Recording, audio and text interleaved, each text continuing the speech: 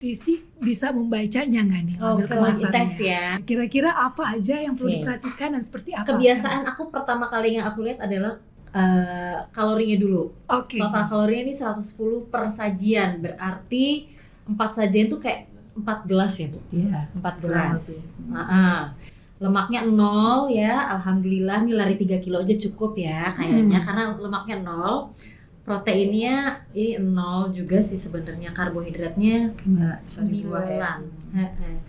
Aman sih sebenarnya ini mah, bagus. Pangan itu harus aman, bermutu, bergizi.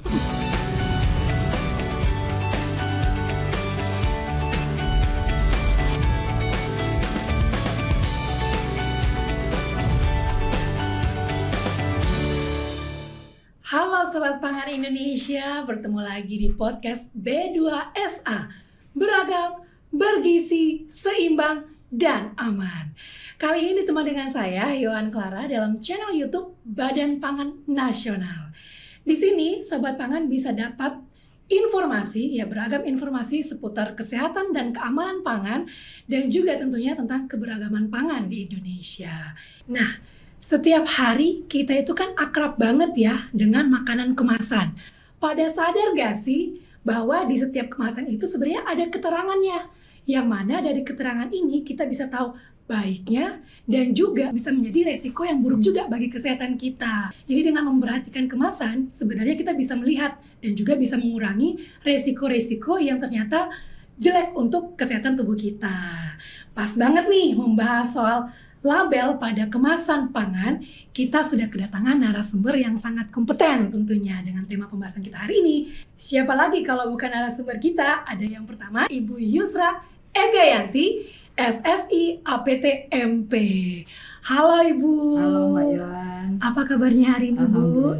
Alhamdulillah Sehat walafiat ya. Wah, ini segar-segar narasumber kita hari ini ya.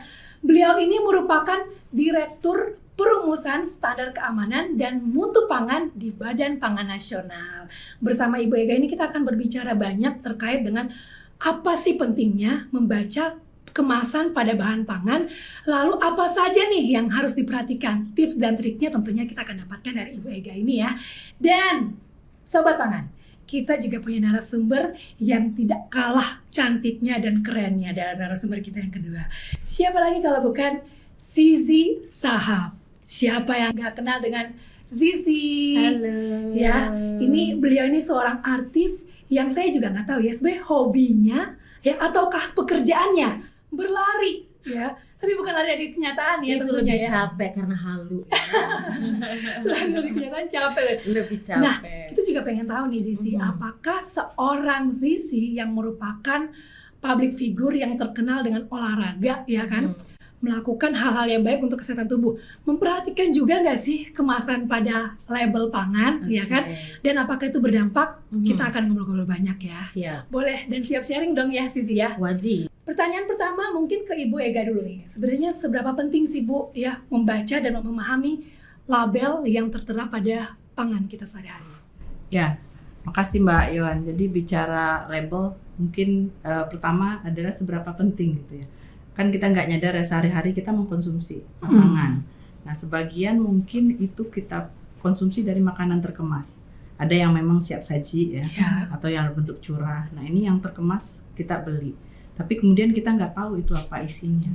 Nah, di dalam bicara pemerintah, di dalam regulasi itu disampaikan bahwa pangan itu harus aman, bermutu, bergizi. Nah, untuk memperoleh informasi aman, bermutu, bergizi itu untuk makanan terkemas salah satunya kita peroleh dari label.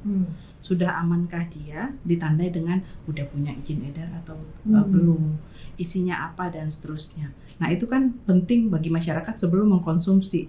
Jadi dia memilih produk sesuai dengan kebutuhannya. Yang pertama aman, yang kedua ingredientnya sesuai dengan kebutuhan dia dan termasuk dengan kandungan gizinya, karena kita tahu pangan ini adalah kalau undang-undang bilang untuk hidup sehat, aktif dan produktif. Karena kita untuk hidup sehat selain dari aktivitas fisik, pola hidup bersih sehat, menghindari kebiasaan yang tidak sehat, merokok, alkohol dan seterusnya, salah satunya adalah pangan. Dan pangan itu hak asasi kita. Nah, kalau kita tidak mengkonsumsi yang aman, yang salah satunya kita peroleh dari informasi pada label, tentu tujuan kita untuk hidup sehat, aktif, dan produktif tidak maksimal. Bisa nggak Bu, dari melihat kemasan tersebut bisa ketahuan juga bahwa ini ada hal yang ternyata pada akhirnya mengurangi resiko untuk kesehatan tubuh kita? Iya, jadi kan informasi di label itu macam-macam. Salah satunya adalah ingredient atau komposisi. Komposisi itu misalnya ada gula, ada telur, dan seterusnya. Nah, mungkin untuk secara umum itu produk udah baik, udah aman. Tapi kondisi individu kan beda-beda. Betul. Nah, kalau sekali. kita baca, oh ini ternyata saya ada riwayat alergi. Oke. Ada riwayat alergi, produknya ini ada telur. Saya biasa selama ini alergi telur. Jadi saya harus hindari. Jadi dengan sendirinya kita terhindar dari dampak. Kita tahu alergi itu dampaknya tidak hanya gatal-gatal merah-merah. Betul. Untuk yang rentan dan berisiko tinggi, bahkan bisa yang disebut dengan anaphylactic shock. Itu sampai bisa menimbulkan kematian kalau memang itu tidak segera ditangani dengan baik. Belum lagi kandungan gizi. Kalau untuk yang hidup normal mungkin nggak terlalu masalah ya. Tapi untuk yang berkebutuhan kondisi khusus, mungkin diabetes, hipertensi, itu ada kandungan gizi. Oh, saya harus kurangi gula, saya harus kurangi garam ataupun natrium. Apalagi tadi Mbak Zizi katanya suka Lari. Kebutuhannya tentu beda dengan orang yang cuman duduk, main game, baca. Iya. Pasti kebutuhan kalorinya akan beda. Nah, di situ kan ada juga informasi kalori. Betul. Jadi kalau saya butuhnya, kalau orang normal dewasa itu sekitar 2000-an kalori, mungkin kalau kita olahraga bisa 2500. Atau kalau yang memang ada kebutuhan khusus bisa hanya 1500 kalori. 1500, iya. Tergantung kebutuhan. Tuh, jadi kebutuhan dari sobat rebahan berbeda dengan seperti pelari cantik kita Sisi ini ya. Ini luar biasa informatif sekali tentunya. Saya jadi pengen banyak bertanya nih Bu. Tapi sebelum lanjut ke Bu Ega, mau tanya dulu ke Sisi. Apakah kalau membeli produk ya itu sambil berlari? Enggak begitu pertanyaannya. Capek ya. Enggak begitu pertanyaan. Tapi apakah seorang Sisi ini juga cukup concern ya, dalam artian benar-benar melihat ya kemasan pada sebuah produk sebelum dikonsumsi, ataukah main ambil aja, yang penting beli udah langsung dikonsumsi gitu? Mulai tersadar, mulai aware sama wajib lah itu baca kandungan komposisi setiap label makanan itu baru 5 tahun belakangan ini. Jadi setelah melahirkan anak kedua, biasa lah perempuan overweight bla bla bla, terus mulai berhitung kalori, mulai mengatur pola makan dan hidup lebih sehat lagi, olahraga, lari, itu momennya adalah setelah melahirkan anak kedua. Nah, setelah itu akhirnya aku mulai aware lagi nih, ternyata kita nggak hanya tentang tahu karbohidrat, protein dan yang lain-lain, tapi kita harus tahu apa aja sih yang kita konsumsi dalam makanan kemasan gitu. Dan setelah aku mulai mengaplikasikan itu ke kehidupan aku sehari-hari, lebih kerasa terbentuk nih pola hidup sehatnya. Dan ini juga sudah mulai aku aplikasikan ke anak-anak, aku terapin ke mereka. Gimana caranya mereka harus tahu apa aja yang kalian konsumsi dari sekardus atau sekotak susu UHT yang kalian minum. Berapa kandungan gulanya gitu. Mereka harus tahu efek kebanyakan gula seperti apa. Jadi ya awalnya diajarin, lalu dipaksain, akhirnya jadi kebiasaan. Itu yang lagi berusaha aku terapkan ke keluarga gitu. Wah, berarti benar-benar udah mulai concern banget nih terkait dengan apa yang bahkan sejak dini untuk anak-anaknya juga udah mulai diajarkan. Betul. Sering melihat dan benar-benar harus tahu apa yang mau akan dikonsumsi gitu ya. Tapi ngomongin soal label pangan, ya kemasan pada produk, label pangan, sebenarnya itu ngomongin tentang apa sih Bu Ega? Mungkin apa aja poin-poin yang benar-benar harus kita perhatikan dan itu yang dikategorikan atau dikelompokkan sebagai label pangan itu? Iya. Jadi kalau kita bicara regulasi normatifnya ya, ini bahasa regulasi dulu, mungkin nggak menarik nih. Label itu semua informasi mengenai pangan yang dicantumkan pada kemasan seperti ini. Di samping. Jadi bisa kalau kemasannya kebetulan seperti ini ya semua informasi yang di sini. Kalau di botol kaca mungkin kemasannya bisa di bodi kacanya atau ditutup yang bisa di ini, atau seperti itu ya yang dipegang Mbak Zizi. Jadi semua informasi mengenai pangannya, baik berbentuk tulisan, gambar atau kombinasi keduanya, itu yang dimaksud dengan label pangan. Itu yang label. Mungkin sampai di situ dulu, atau kita mau masuk nih apa saja kemudian atau nanti. Wah, Hold kayaknya dulu. kita hold dulu ya, biar sobat pangan juga penasaran Ya. nih Bu Ega. Nah, kalau kita perhatikan nih ya, yang beredar di sekitar kita itu kan ada yang segar, ada juga yang udah olahan. Nah, apakah yang segar dan olahan ini memiliki label pangan yang berbeda, ataukah yang olahan aja? Yang segar mungkin nggak usah karena kan udah kelihatan ya. Oh ini kangkung, udah tau lah apa. Real food Iya, gitu ya. real food aja udah kelihatan. Oh ini kan kita udah tahu pasti kandungannya mineral vitamin. Ataukah memang harus punya label pangan juga Bu? Kebetulan saya bawa 2 contoh nih. Oh udah disiapkan Nih. ya. Ini ada beras, Beras, ini pangan ya. segar. Pangan segar itu intinya yang memang hasil panen belum diolah, belum dipanaskan, belum diolah lebih lanjut. Sementara ada pangan olahan, contohnya misalnya minuman. Sementara sebenarnya secara umum sama, informasi secara prinsip sama, informasi mengenai pangannya, nama produknya. Tapi kemudian ada sedikit perbedaan. Mungkin kalau untuk pangan segar itu tanggal kadaluarsanya nggak semuanya nggak wajib. Oh, Bisa hanya tanggal wajib. pengemasan atau tanggal produksi, karena kalau pangan segar orang udah tahu ketika dia udah mulai rusak udah kelihatan. Misalnya seperti buah, ya, sayur. Oh ini udah nggak layak konsumsi, itu masyarakat udah bisa nilai Udah sendiri. tahu. Nah, makanya yang diwajibkan itu tanggal dikemasnya Produksi. kapan atau tanggal produksi. Sementara kalau pangan olahan secara kasat mata konsumen nggak tahu ini masih oke nggak ya, sama-sama aja. Secara bau rasa masih oke dan seterusnya. Tapi kemudian ini masih aman atau tidak, masih bermutu atau tidak. Maka kemudian kalau pangan olahan itu tanggal kadaluarsanya Harus dicantumkan. wajib dicantumkan. Yang informasi yang lain itu sebenarnya hampir sama. Ada petunjuk penyimpanan, ada cara konsumsi. Kalau yang mempunyai cara konsumsi khusus, kalau kayak beras kan dimasaknya seperti apa. Apalagi kalau berasnya mau klaim nih glycemic index rendah, GI rendah. Itu cara pemasakan yang beda akan menghasilkan nilai GI yang berbeda. Beda. Jadi ini kita zaman dulu apa mau diaron dulu gitu ya. Iya. Atau boleh di rice cooker langsung atau dikukus. Nah, karena itu biasanya pada saat pengujian GI-nya itu beda. Jadi hal-hal seperti itu ada sedikit perbedaan untuk yang olahan sama kemas. Tapi secara umum prinsipnya informasinya hampir sama. Oke, wah ini menarik sekali ya. Ternyata untuk produk-produk ya yang olahan ternyata memang harus seperti apa, dan yang wajib kita perhatikan adalah tanggal kadaluarsanya tadi ya Bu ya. Itu wajib harus dicantumkan oleh produsen. Sementara untuk yang segar ternyata juga ada label pangannya juga yang perlu kita perhatikan. Tapi ya itu kalau pas dicari, kok ini nggak ada kadaluarsanya, apa dia nggak akan rusak gitu kan? Ternyata emang nggak ada ya, nggak wajib maksudnya. Tuh itu udah Tapi diklarifikasi. ada sih yang secara sukarela mencantumkan juga. Itu Oke, boleh. nah, boleh sebagai informasi tambahan ya. Tapi Tambahan. sebenarnya nggak wajib juga ya Bu ya. Berarti untuk pangan segar ini tidak wajib ataukah wajib diberikan label pada kemasannya? Kalau untuk pangan segar ini, kalau dia dikemas, kemudian nanti akan didistribusikan untuk masa simpan yang lebih lama, dan dikemasnya eceran, itu wajib di label karena Harus ada. diterima oleh konsumen langsung. Tapi kalau misalnya curah atau misalnya dalam bentuk bahan baku yang akan digunakan oleh industri pengolahan pangan, itu nggak harus, paling cuma nama ingredient saja. Berarti Bu, pertanyaan berikutnya nih. Jadi penasaran, apakah untuk produk pangan segar ini benar-benar wajib mencantumkan mungkin kandungannya apa aja, seperti label pangan itu benar-benar wajib harus dicantumkan selain tadi tanggal kadaluarsa atau enggak ya Bu ya? Oh ya, tadi saya ada yang kelupaan. Jadi sebenarnya tanggal kadaluarsa atau tanggal produksi itu di pangan segar itu boleh salah satu maksudnya. Boleh salah satu. Tadi boleh, tapi banyaknya yang mencantumkannya ada tanggal produksi karena Oke. udah bisa diprediksi kapan rusaknya, kecuali kayak beras ya yang mungkin biasanya 6 bulan dan seterusnya.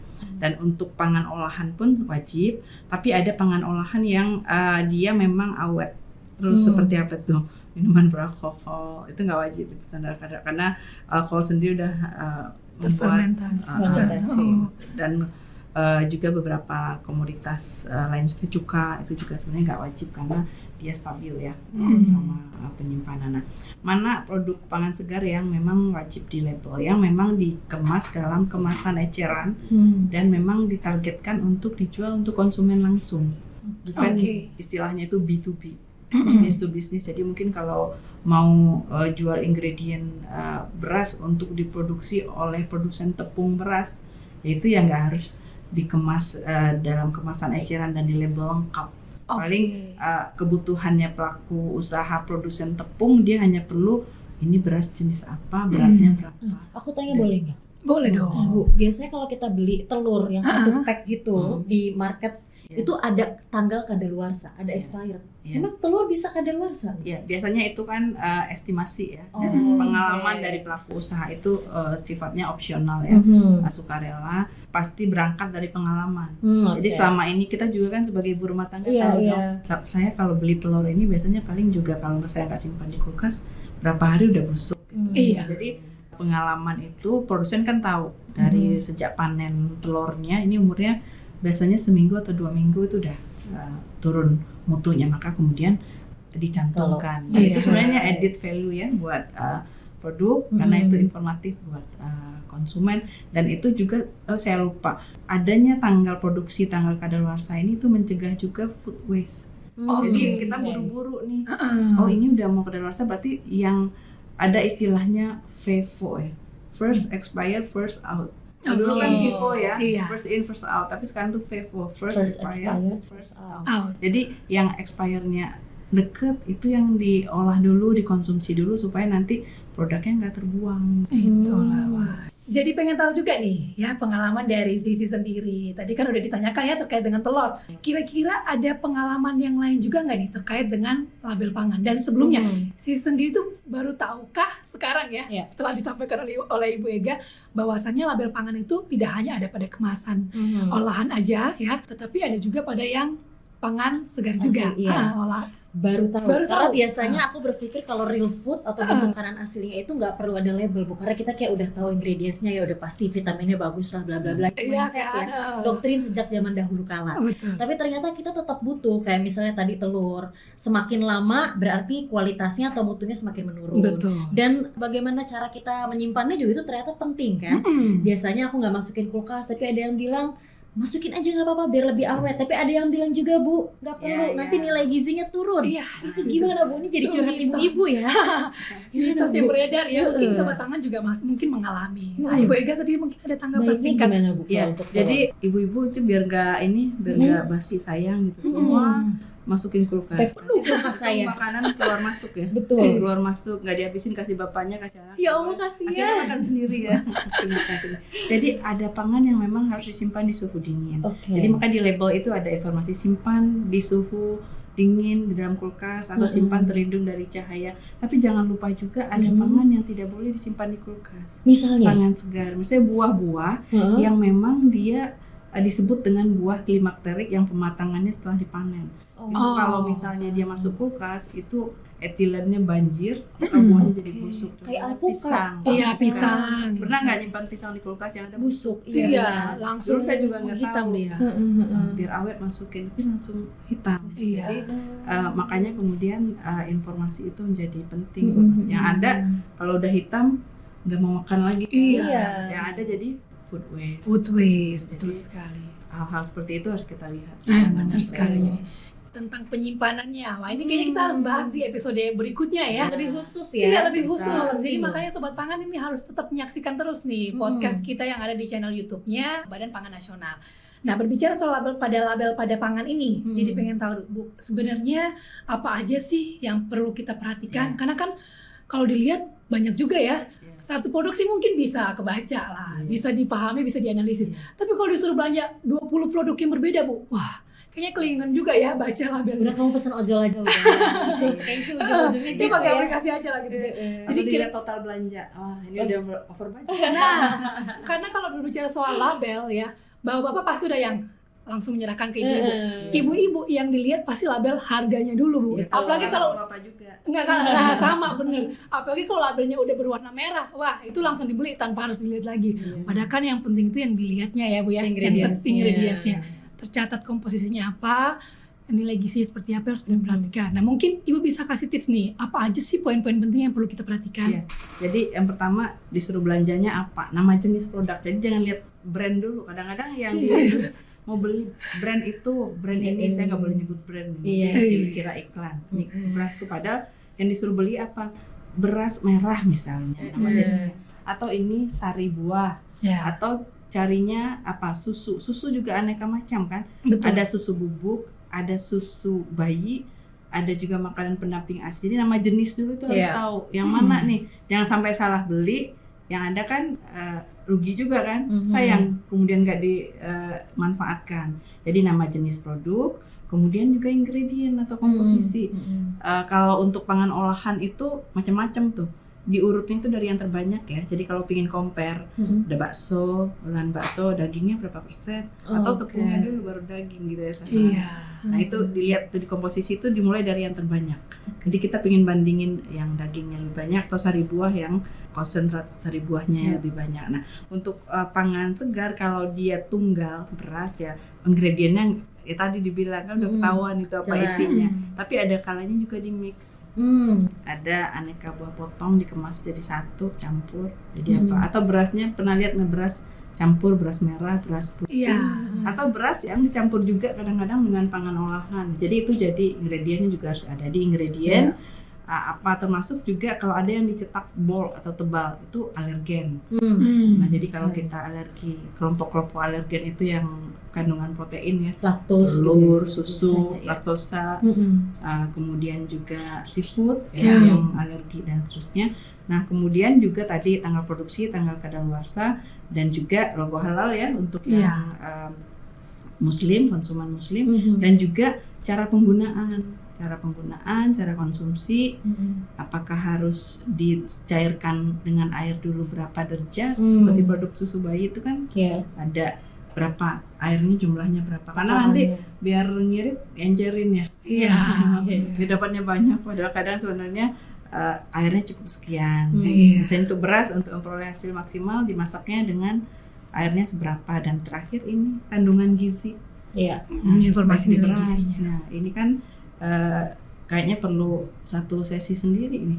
Iya. Bagaimana cara Betul. Membacanya, betul. Biar masyarakat- Jangan malas baca. Ini sih Jangan yang harus malas baca. diedukasi Iya, ya dari sejak iya. dini ya, Bu. Jadi poin pentingnya salah satunya adalah jangan malas baca ya. Ya, minim literasi dimulai dari baca label nggak sih kita tuh ya. menarik. Betul-betul. Kadang-kadang kalau konsumen tuh sebenarnya tahu bahwa perlu dibaca label, tapi perilakunya nggak berubah. Oh iya nih Malas harus dan baca, ya udah. Tapi nggak dibaca. Iya. Saya juga suka gitu. Jujur Iya. kadang-kadang. Iya ya. Kadang kan waktu juga ya. Iya. Udah buru-buru. dan Keburu-buru, seterusnya. benar. Tapi paling nggak pelan-pelan. Mungkin kan konsumsinya produknya mirip-mirip aja, Iya. bulan per bulan. Tuh. Ya baca di rumah besok biar kalau misalnya ternyata ini nggak sesuai dengan kebutuhan Tapi saya, udah habis 2 bungkus. untuk nextnya kan nggak masuk 2 kali ke lubang yang sama. Iya. Iya, benar. Ntar udah makan 2-3 bungkus baru dibaca. Waduh. Waduh, kalorinya Tapi enak sih. Ini enak nih, Iya. ternyata garamnya Tinggi Iya. juga Iya. gitu. Bener-bener. Wah ini menarik sekali pembahasan kita ya. Jadi pengen tahu juga nih, penasaran ya, kira-kira Sisi sendiri sebagai selebritis ya, Waduh, mobilitasnya kan, Iya. nggak usah ditanyakan lah, sok sibuk kemana-mana. lah ya. Udah 2 kali full maraton. Luar biasa ya. Berarti kan pasti juga concern banget nih terkait dengan apa yang dimakan juga ya, Iya. apa yang dikonsumsi lah. Nah pernah nggak sih pengalaman Sisi tuh mungkin menemukan label pangan yang ternyata dirasanya tuh nggak layak gitu loh, atau kayaknya kurang sesuai loh, kok ini dibilangnya misalkan apa gitu kan, ditulisnya apa, ternyata yang dirasakannya tuh berbeda ya, atau mungkin pengalamannya yang malah menimbulkan ke arah yang negatif ya, dan artinya agak merugikan nih dari label kemasan yang udah tertera gitu. Punya nggak Iya. pengalaman kayak gitu? Pernah sih pengalaman waktu pas lagi maraton. Nah biasanya tuh kita kalau maraton di luar negeri kan produk-produknya agak berbeda nih ya. Oh. Posisi makanannya beda. Salahnya aku harusnya tuh bawa dari Indonesia Oke. si energy gel. Oh, energy gel. Jadi kan kita kalau lari itu lebih dari 10 kilo baiknya konsumsi gula tambahan ya untuk nge-booster. Nah waktu itu kebetulan lagi maratonnya di Gold Coast, aku lupa bawa si energy gel dari Indonesia. Oke. Belilah yang di sana. Heeh. Ternyata kandungan gulanya di bawah kita gitu. Jadi akhirnya aku ngerasa kok udah makan agak kurang ngebus nih. Iya, masih lemas Masih gitu lemas ya. Jadi ternyata memang ambang batas gula kita sama di luar itu berbeda jauh. Jadi kayak misalnya di Oke. Indonesia kita cukup makan energi gel 1 dengan gula yang wadidaw itu. Nah, di luar kita bisa makan 2 baru mencukupi. Jadi memang kayaknya toleransi gula orang Indonesia tuh sangat ya Bu. Atau mungkin sebenarnya maksudnya kebutuhannya ya memang Kebutuhan, dari ya. tubuhnya Zizi sendiri kan mungkin let's say ya contohnya udah 10 nih gitu kan, tapi di sana memang dikemasnya ya sedikit-sedikit dulu. Iya, kandungan Iya. gulanya, glukosa itu di bawah Indonesia gitu. Salahnya aku kan baiknya memang kita bawa yang biasa kita Betul, konsumsi. atau kalau nggak mungkin gitu. lebih dilihat lagi ya, oh ternyata Dilihat dia harus lagi. butuh 2 Kurang nih gitu dari kan. kebutuhannya. Itu makanya itu dari plus minus sih ya Bu ya. Ya, karena kan sebenarnya apalagi olahraga ini membutuhkan kalori yang diperoleh dari gula sederhana. Kalau gula itu kan dia diubah jadi kalorinya kan cepat. Iya. Kalau kita makan nasi kan butuh pencernaan dulu, diubah sampai ke gula. Sementara kenapa gula itu gula sederhana? Karena dia diubahnya Langsung. cepat. Nah, untuk yang maraton yang disebut dengan olahraga endurance, olahraga daya tahan lebih dari 1 jam, itu memerlukan penggantian gula dan elektrolit dengan cepat. Tapi jangan salah konsumsi juga. Ada juga yang kan mengkonsumsi minuman elektrolit grogi gitu. Oh, iya. Itu nggak memerlukan penggantian gula dan elektrolit dengan cepat. Tapi kalau olahraga endurance, nah itu jangan sampai misleading juga Iya, dibanding benar. iklan-iklan yang Lagi grogi minum yang kayak gitu malah jadi mencak-mencak ya Bu. Jadi Ngereok on sana fire. sini, betul. Nah ini penasaran sekali tentunya kita ya Bu ya. Tapi tentunya bukan hanya dari hostnya aja ini yang ingin bertanya. Sobat Pangan juga ingin bertanya. Oke, jadi kita lihat nih pertanyaan yang sudah masuk lewat Instagram ya. Yang pertama Bu Zizi, ada pertanyaan dari Dewi Triana. Untuk yang sedang program penurunan berat badan, bagian label pangan mana yang prioritas diperhatikan? Wah, ini sangat mewakili. ya, mungkin pengalaman Mbak Zizi. Oke, sangat mewakili ya. Oke. Tadi kan. Betul. Pengalaman Para wanita di Indonesia ini loh Bu. keluh kesah wanita yang Nah. mengeluh berat badan berat, tapi hobinya ngambilnya Ngemil, cilok. betul. Saya. Kalau saya dulu pengalaman energi kalori. Kalorinya dulu, karbohidratnya berapa persen, protein tuh harus di atas karbohidrat. Mindsetnya selalu kayak gitu. Gimana Oke. caranya ini protein harus lebih di atas. Terus gula sama natrium. Lah semua dong. Semuanya. Tapi makin ngerti banget loh sekarang. Kita Iya. butuh pemahaman sisi ini bisa masuk ke semua sobat pangan yang nonton. Ya Bu ya, biar Bu Ega juga bisa tenang nih jawab-jawabnya ya. Kalau sekarang kan harus menggebu-gebu karena Iya. semua harus tahu. Tapi kan ada Betul. Mbak Zizi sama Mbak. Oh siap, Jadi kita jadi bergandengan PR nih. tangan ya. Betul sekali. sendirian. Nah, kita kembali ke pertanyaan tadi ya. Kira-kira dilihat label pangan yang bagian mananya nih Bu? Kira-kira untuk bisa menjawab agar penurunan berat badan ini bisa lebih drastis. Ya, sebenarnya kan sebelum kita ke pangan kemasan, sebenarnya kita kan juga konsumsi pangan yang diolah di rumah ya. Iya. Perlu di aware juga. Jadi mungkin pemahaman gizi juga penting ya.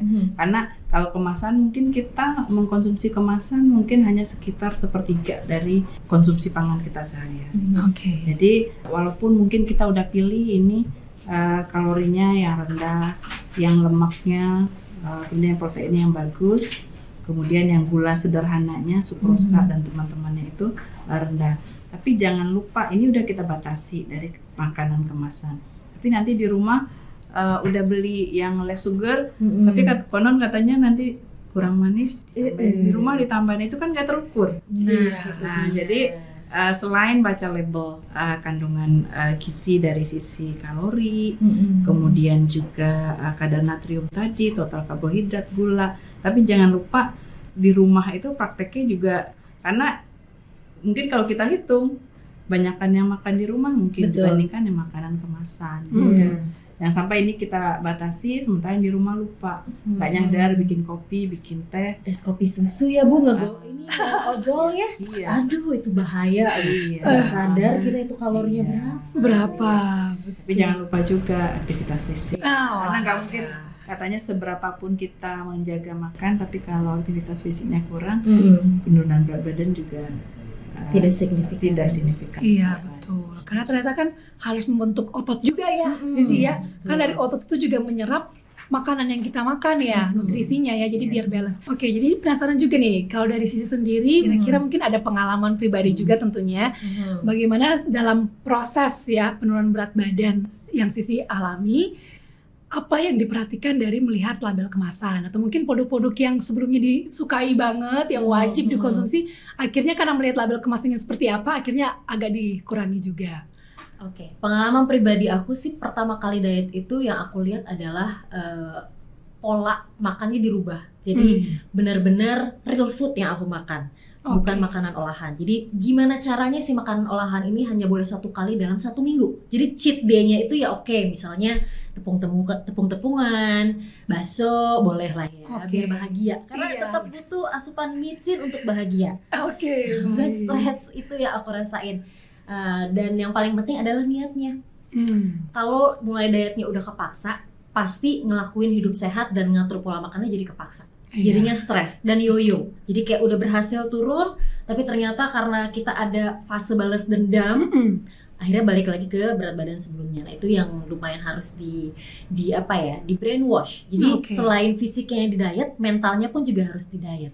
Supaya bukan hanya diet sementara, tapi dijadikan lifestyle seumur hidup. Wah, ini menarik nih. Bukan cuma makanannya aja ya, badannya yang di diet, tapi mindsetnya juga harus di diet. Wah. Kita lihat pertanyaan berikut dari Instagram ya yang sudah masuk.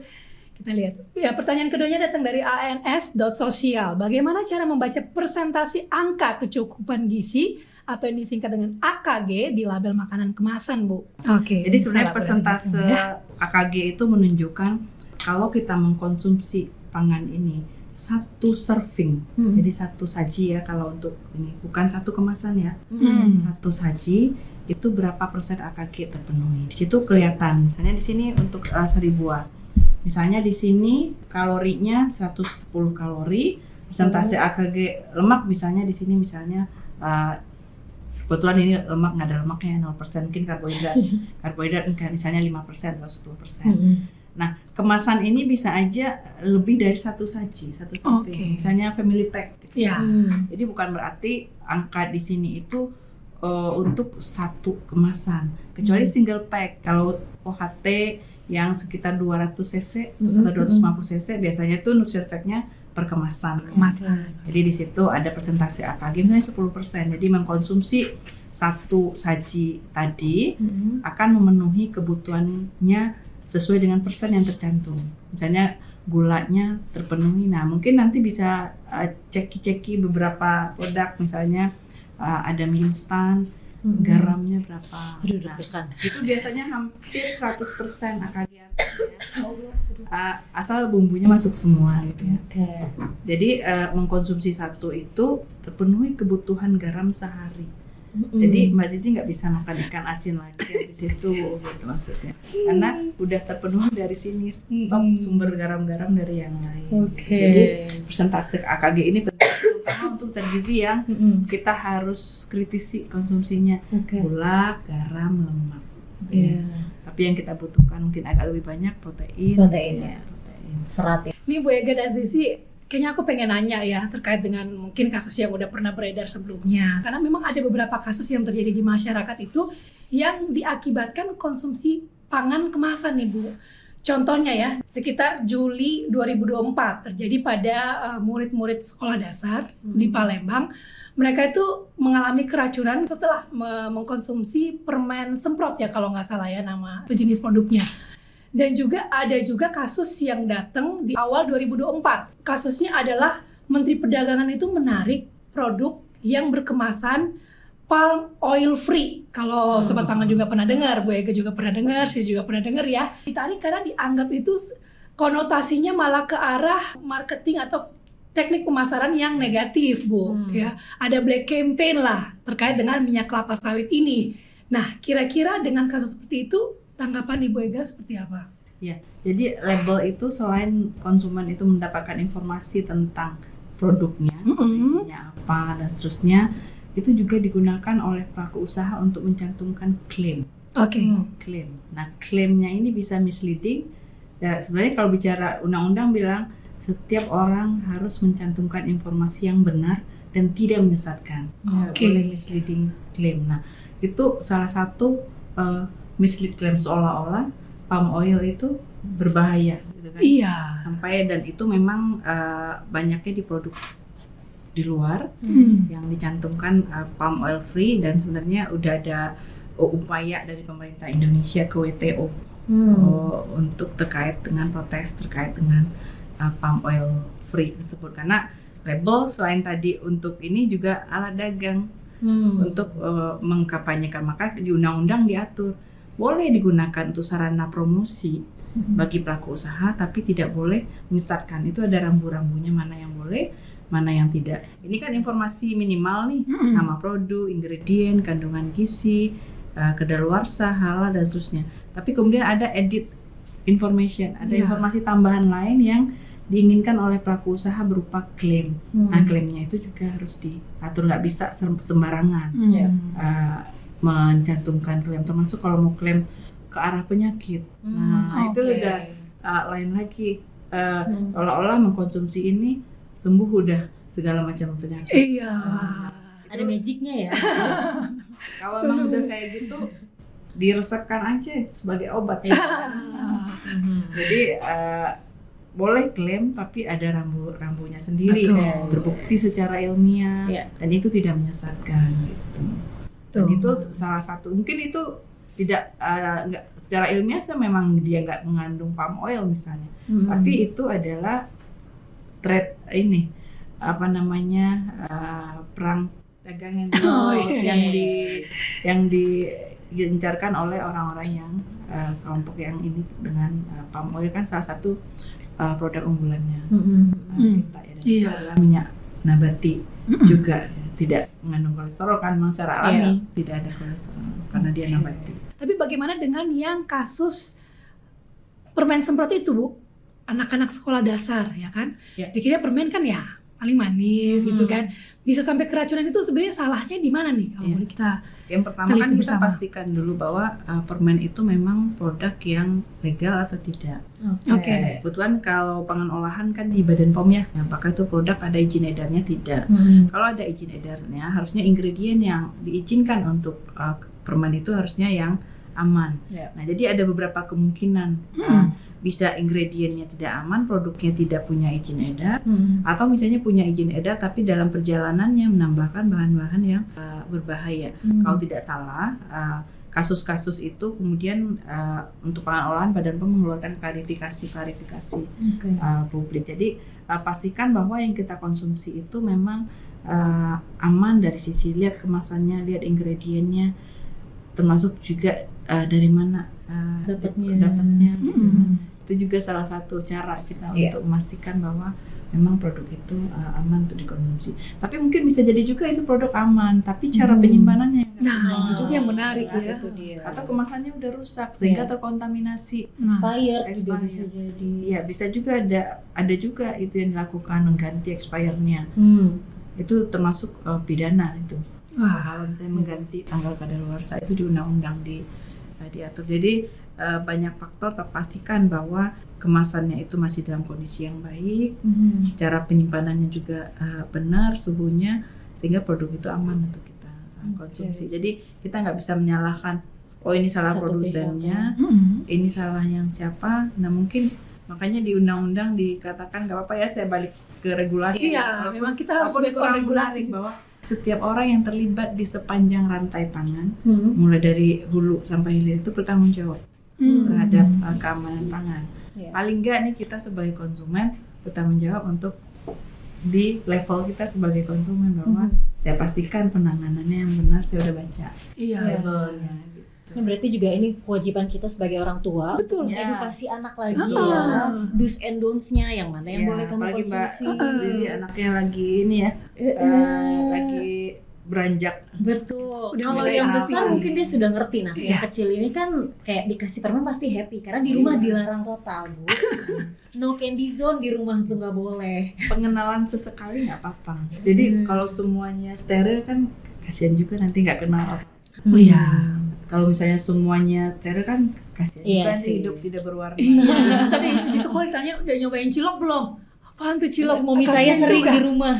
Ibunya yang tahu. Ibunya yang tahu malah ya. Jangan-jangan produsen lagi gitu Yang kan? penting kan Bikin sendiri. Iya. dikonsumsi dengan prinsip gizi seimbang. Gizi Iya. seimbang. Oke. Sepanjang itu seimbang ya nggak apa-apa. Mhm. Nggak harus juga setiap hari makan sayur Iya, terus gitu kan. balance ya. Bu. Nggak balance juga. Mhm. Nah ini jadi menarik ya, ternyata seorang Sisi ini udah sangat aware nih ya Bu ya. Iya, Kalau kayaknya dari pengalamannya, expert. iya. Nah, kalau berdasarkan pengalaman nih sebagai sport enthusiast, mungkin kita udah aware ya tentang apa aja yang boleh dimakan dan enggak. Tapi kadang kita masih suka miss juga nih Bu. Kira-kira kalau baca label makanan tuh baiknya seperti apa yang harus Iya. kita ikuti? Tadi sebenarnya Mbak Cici udah sering pengalaman. Iya, udah paham. benar.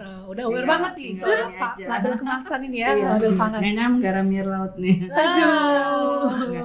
Tapi mungkin ini buat pemirsa ya. Buat saya juga, Bu. pemirsa, bahwa apa yang perlu dilihat ya kalau misalnya kebetulan mengkonsumsi makanan terkemas, yang pertama tentu kalori ya. Kalorinya karena tentunya yang tadi udah kita omongin juga ya, yang aktivitasnya lebih banyak, lebih berat pasti kebutuhan kalorinya Lebih tinggi. akan lebih tinggi. Oke. Nggak cukup 2100 ya untuk yang Oke. normal. Nah, Oke. mungkin bisa 2500. Nah, Yes. mungkin nanti pastinya udah punya konsultan ahli gizi Wah.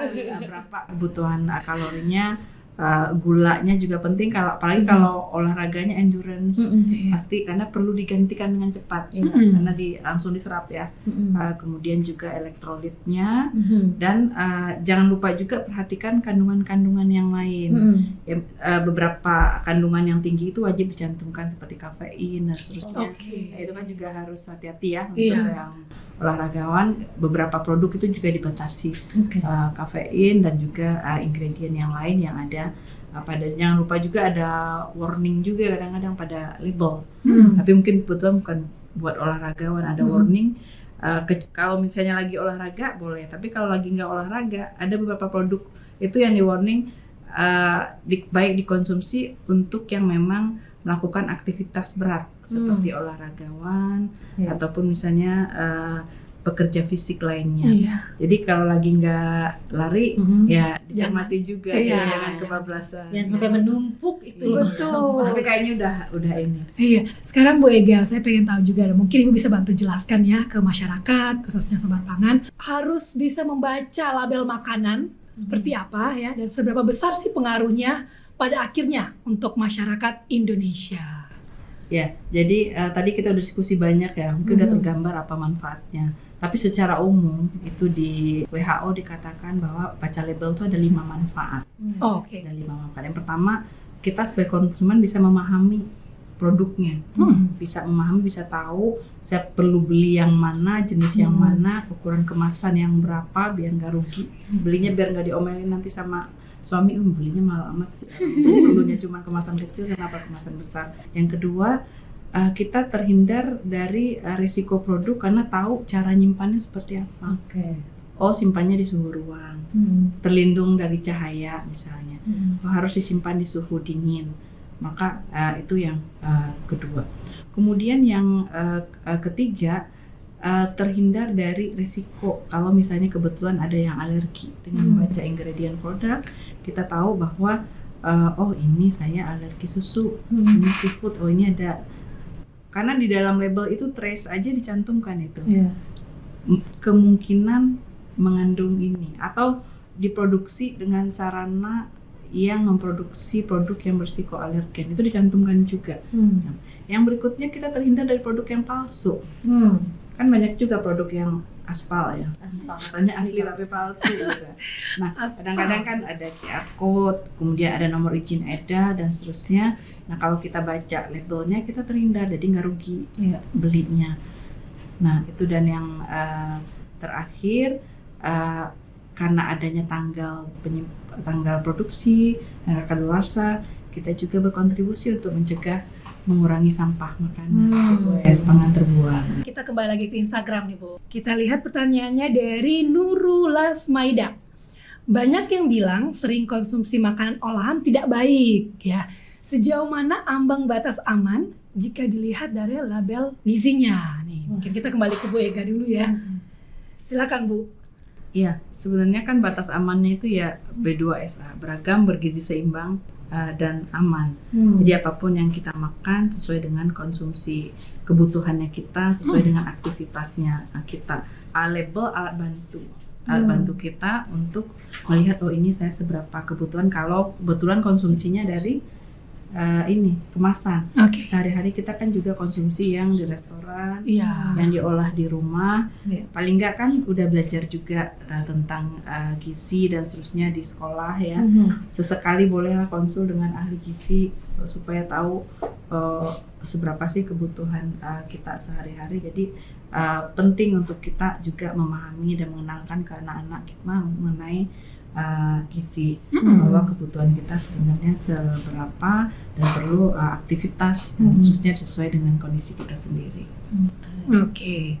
Sisi sendiri mungkin ada yang mau ditambahkan. Tadi kan kayaknya kalau Sisi untuk yang kemasan, yang makanan olahan, cheat day ya ditaruhnya Cheat ya. day. Masih bertahan sampai sekarang?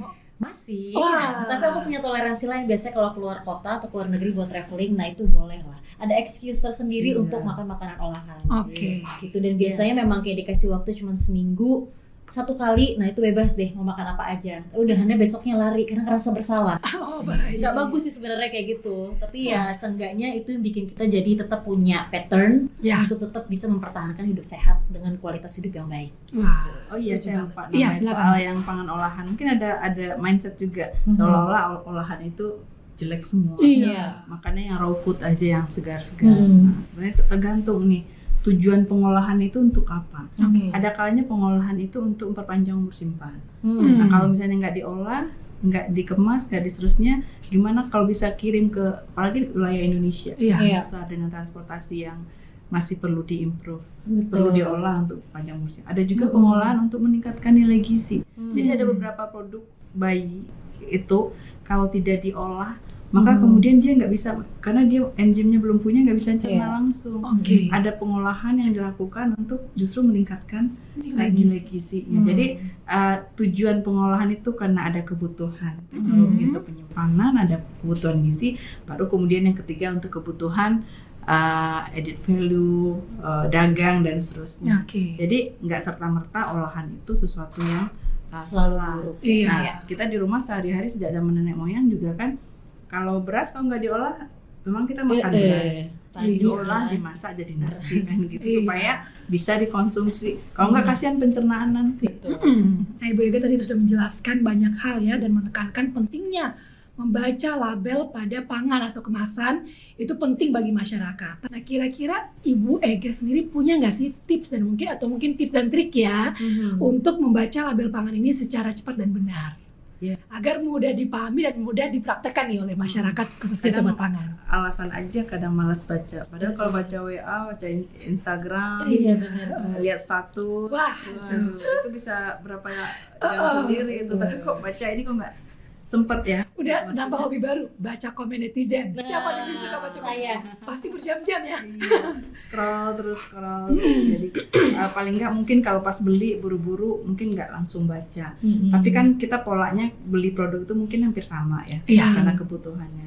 Nah setelah sampai di rumah ya dibaca. Jadi Iya. besoknya untuk belanja berikutnya udah tahu nih mau pilih yang mana. Dan itu dikenalkan ke teman anggota keluarga kita.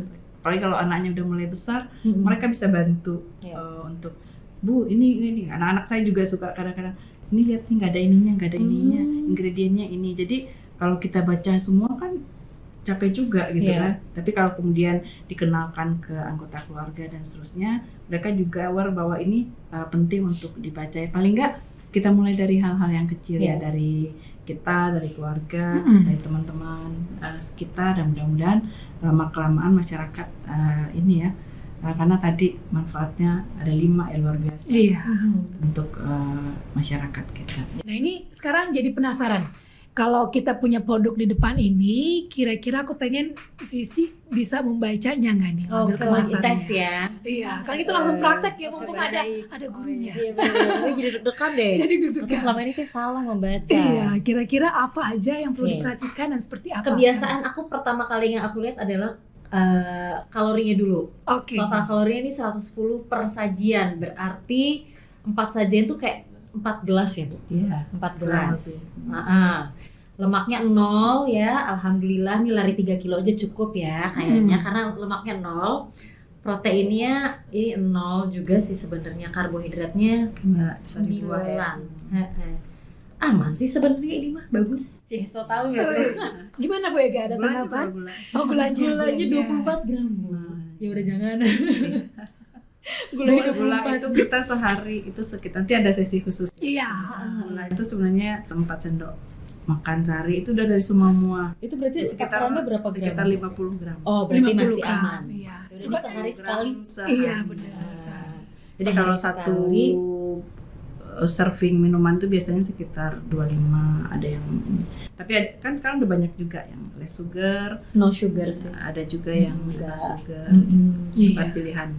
Masing-masing ya. Iya, tapi ini untuk pembacanya udah benar ya Bu ya. Iya, Yang kita ada lihat apa informasi aja sih. gitu kan. Apa aja tadi disebutkan kalorinya Mm-mm. ya. Ada nama Zizi ya. produk, Nama produknya kita lihat, terus juga dari Komposisinya. komposisinya.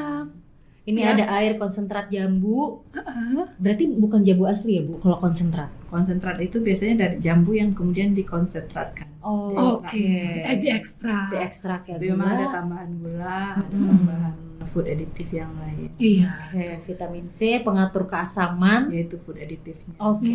Tuh. Pewarna alami, Heeh. pewarna alam karmin. Ya kalau kita bikin jus di rumah warnanya ini ya pucat. Iya, pucat. Ya ini biasanya untuk mempertahankan warna diberikan pewarna tapi sepanjang pewarnanya yang diizinkan. Diizinkan, Oke. masih aman. Penstabil nabati. Itulah. Tuh. Ini nggak kerasa kita udah belajar banyak hal tentang bagaimana kita membaca, ya memahami dan poin-poin apa aja. Bahkan tips dan trik seputar membaca label pangan pun sudah disampaikan oleh Ibu Ega. Nah, Sisi sendiri kira-kira apa sih yang didapatkan dari diskusi kita hari ini? Wah, Insight banyak positif dong. banget, bisa bikin artikel nih, bikin jurnal kan hari ini ya. Intinya sih dimulai dari kita sendiri. Sebelum kita bisa menginfluence orang banyak, sebelum kita bisa ngajak teman-teman untuk hidup lebih sehat, dimulai yang paling kecil dari diri kita sendiri, keluarga kita sendiri. Bagaimana kita membacanya dengan baik, mengaplikasikan ke kehidupan sehari-hari.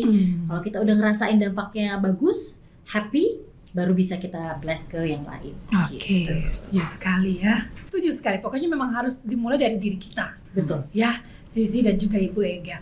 Nah, ini sebelum kita mengakhiri ya episode kita kali ini, saya ingin mendengarkan juga nih. Ini aku ingin mendengarkan mewakili Sobat Pangan. Kira-kira ada pesan nggak Bu yang mau disampaikan untuk Sobat Pangan di seluruh Indonesia tentunya? Ya mungkin dari diskusi tadi intinya adalah kita ayo menjadi konsumen cerdas. Nah, Konsumennya bijak. Salah satunya adalah dengan baca label. Mhm. Karena dari baca label dapat informasi yang banyak untuk bisa memilih produk sesuai dengan kebutuhannya kita Ya. dan sesuai dengan kondisi kita termasuk kondisi keuangan. Aduh, ini kalau udah membahas keuangan kayaknya 10 episode ya. Curhat ya ujung-ujungnya. Iya. Tapi bisa juga loh, bagaimana sih kita memilih ya pangan-pangan yang memang bergizi, seimbang tadi ya sesuai dengan B2SA itu Bu, yang tentunya nggak bikin kantong boncos. Boleh juga itu pasti ditungguin banget sama ibu-ibu. Oke, ini tidak terasa ya kita sudah berada di akhir pada diskusi kita pada hari ini ya. Dan Sobat Pangan tentunya sudah mendapatkan banyak hal ya, positif tentunya, insight-insight yang powerful dari narasumber kita. Ada Ibu Ega dan juga Sisi ya, terkait dengan bagaimana membaca dan memahami label pangan. Dan tentunya manfaatnya 5 poin yang sudah disampaikan oleh Ibu Ega untuk kesehatan kita, tidak hanya kita sendiri tapi untuk keluarga dan untuk bangsa Indonesia ini sendiri. Luar biasa sekali pembahasan kita. Masih banyak juga nanti episode terkait dengan Badan Pangan Nasional ya Bu ya, terkait dengan pangan itu seperti apa. Dan tentunya untuk Sobat Pangan di rumah tetap saksikan terus. Boleh follow akun Instagramnya Badan Pangan Nasional atau boleh klik subscribe pada YouTube channelnya Badan Pangan Nasional untuk mendapatkan informasi yang tentunya bermanfaat seputar dengan pangan di Indonesia. Jadi terus belajar, jadilah konsumen yang cerdas. Ya, jadi konsumen cerdas dan ingat, kita adalah apa yang kita makan. Jadi harus diperhatikan apa yang kita makan, konsumsi setiap harinya dengan membaca label yang tertera pada setiap kemasan atau pangan yang akan kita konsumsi. Terima kasih telah menonton kami, tetap saksikan terus ya YouTube channelnya Badan Pangan Nasional dan I will see you on the next episode. Bye! Hai.